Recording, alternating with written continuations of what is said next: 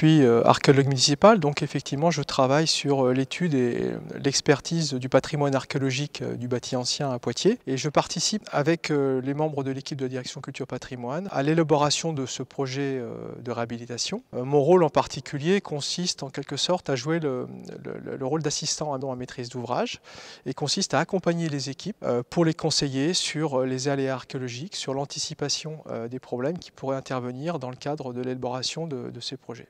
Effectivement, au sein du palais, il y a actuellement deux types d'activités archéologiques. Il y a effectivement les fouilles dites programmées, qui sont des fouilles qui sont réalisées par des chercheurs et qui sont motivées en fait par des problématiques de recherche et qui ont pour objectif d'améliorer la connaissance d'un site. En l'occurrence ici, il s'agit d'améliorer la connaissance du palais, de son histoire et de son évolution.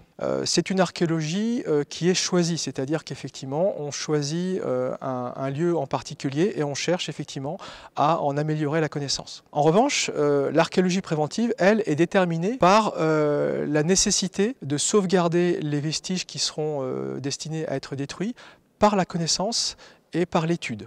Donc ce sont effectivement deux activités qui se côtoient au sein du palais. Et mon rôle est double. D'une part, je participe effectivement au projet collectif de recherche qui est mené par le Centre d'études supérieures de civilisation médiévale.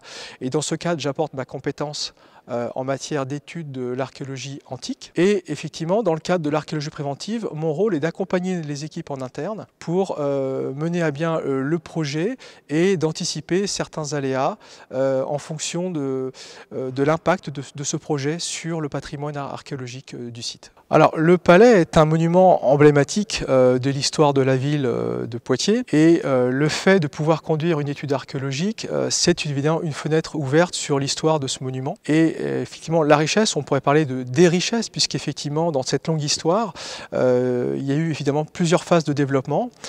En tant qu'antiquisant, on est assez intéressé pour découvrir la jeunesse du palais. Dès l'époque médiévale, évidemment, quel est le premier palais de Poitiers, mais bien sûr, quel est le contexte d'implantation de ce palais.